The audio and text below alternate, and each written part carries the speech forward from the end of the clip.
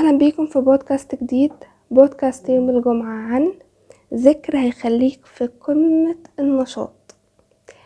في 3 بوينت هنقولهم في البودكاست ده. اول بوينت للإنتاجية وعدم التسرع والهدوء. تاني حاجة التركيز والموازنة بين أمور الحياة. تالت حاجة الإصرار والمثابرة.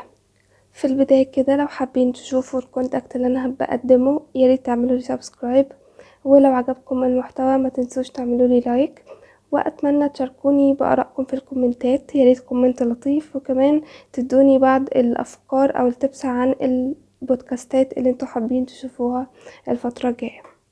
يلا بينا نبتدي على طول علشان الكلام ممكن يبقى كتير شوية. اول حاجة للإنتاجية وعدم التسرع والهدوء. اكيد طبعا لازم نعمل الأذكار في حياتنا وندخلها في حياتنا، خصوصا في اليوم اللي بيبقى منتج اكتر وزيادة، وبيبقى فيه شغل كتير وهارد ووركينج اكتر.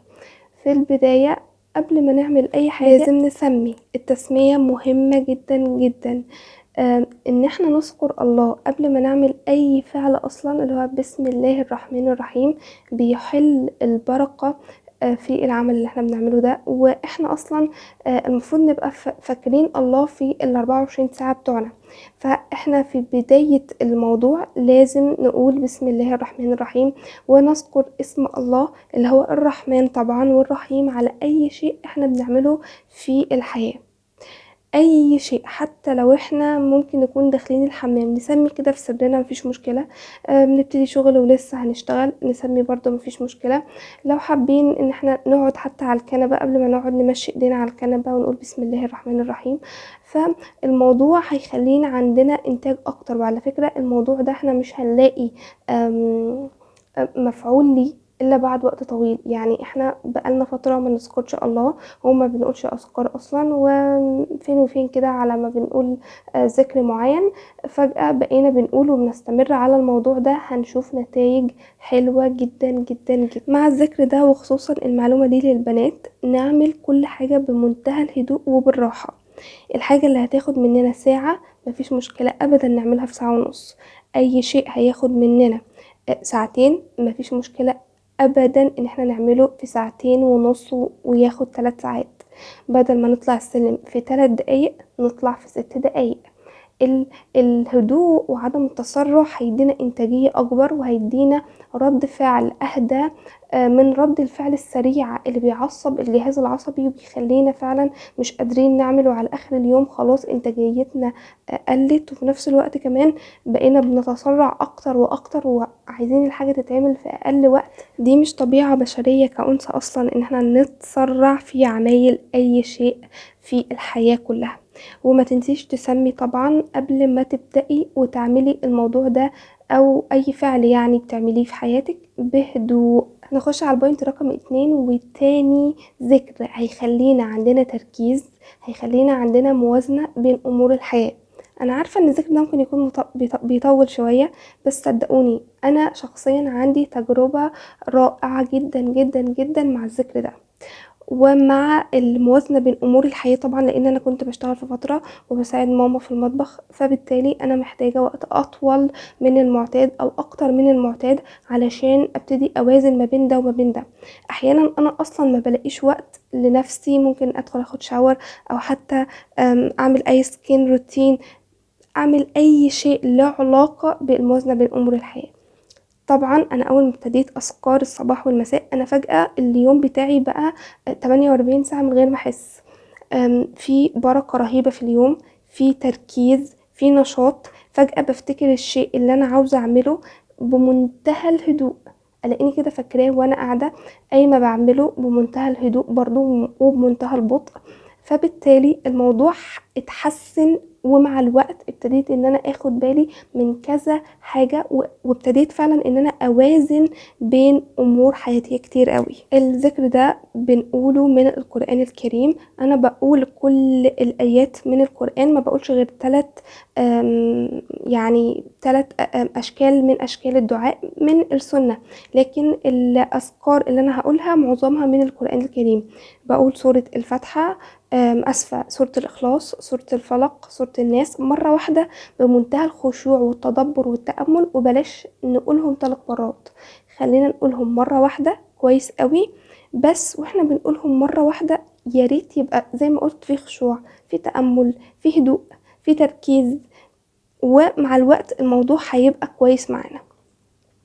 بعد ما نقول دول هنبتدي نقول آية النور، وراها على طول آية الكرسي. ويا ريت نقول آمن الرسول بما أنزل إليه من ربه لا يكلف الله نفسا إلا وسعها.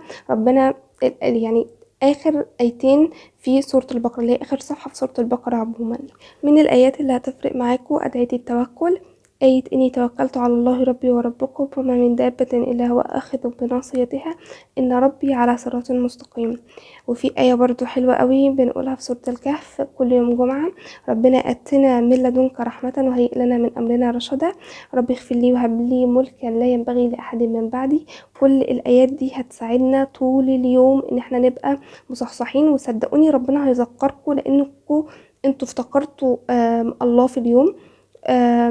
اللي هو طبعا في مقولة الأذكار، وطبعا الدعاء زي إني توكلت على الله ربي وربكم ده دعاء التوكل أو آية توكل، نمشيها آية توكل بس هي دعاء في العموم.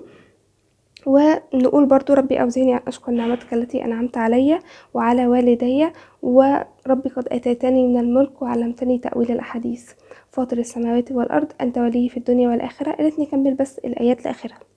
وهنقول دعاء النور، وهنقول اللهم بك أمسينا وأمسى الملك لله، أو اللهم بك أصبحنا لو كنا الصبح وأصبحنا وأصبح الملك لله. الموضوع ده هيفرق معاكم، جربوه وإن شاء الله تلاقوا نتيجة، وتكتبوا لي في الكومنتات لقيتوا نتيجة ولا لا. على ضمانتي البوينت رقم 2 دي بالذات، على ضمانتي صدقوني هتحس انه اليوم 48 ساعة واكتر كمان. ندخل على تالت بوينت وهي الإصرار والمثابرة. أنا عارفة إن في أدعية كتير ممكن تدينا إصرار ومثابرة وعزيمة وسعي، بس خلينا نفتكر دايما إن الإصرار والمثابرة مش هيجوا أبدا أبدا أبدا إلا بإن احنا نذكر الله في كل صلاة، ونحاول على قد ما نقدر إن احنا نفتكر الدعاء اللي ليه علاقة بالشيء اللي احنا بنسعى ليه وبنثابر ليه، ونقوله لله كل صلاة، في السجود، في الركوع، لو حابين تقعدوا جلسة تأمل بعد الصلاة وتقولوه مفيش مشكلة برضو. وهنحتاج مع الإصرار والمثابرة بعض الصبر، هنحتاج إرادة وصبر، وبعض المساعدات البشرية اللي ياريت نطلبها من الله ما نطلبهاش من البشر. أنا عارفة إن ممكن يكون الكلام متناقض شوية، بس ياريت نقوي الصلة الأول بالله، وصدقوني ربنا هيبعت لكم البشر لحد عندكم. هنحتاج طبعا عدم اليأس، الإبصار من خلال دوائر الأمل البسيطة اللي احنا هنتعلق بيها. الذكر الوحيد اللي هقوله لكم في الإصرار والمثابرة ان انتوا لازم تكونوا فاكرين الله في يومكم، في صلواتكم، في دعائكم. شوفوا بقى انتوا هتتواصلوا مع الله ازاي وبأي طريقة، وابتدوا دايركت امشوا تجاهه. مع الوقت هتلاقوا الإصرار والمثابرة بتاعكم عمال بيقوى وبيزيد، وتعلقكم بالله بيبتدي يزيد اكتر واكتر كل يوم عن يوم. لحد هنا يبقى البودكاست بتاعنا خلص. اتمنى يا رب البودكاست يكون فاتكم واستفدتوا كتير، اتمنى تكونوا استمعتوا للبودكاست للاخر. لو فاتكم ياريت تعملوا لي لايك وسبسكرايب، وما تنسوش تكتبوا لي كومنت لطيف وتدوني شويه تبس ومعلومات عن البودكاستات اللي انتوا عاوزين تشوفوها الفتره الجايه. اشوفكم في بودكاست جديد، مع السلامه.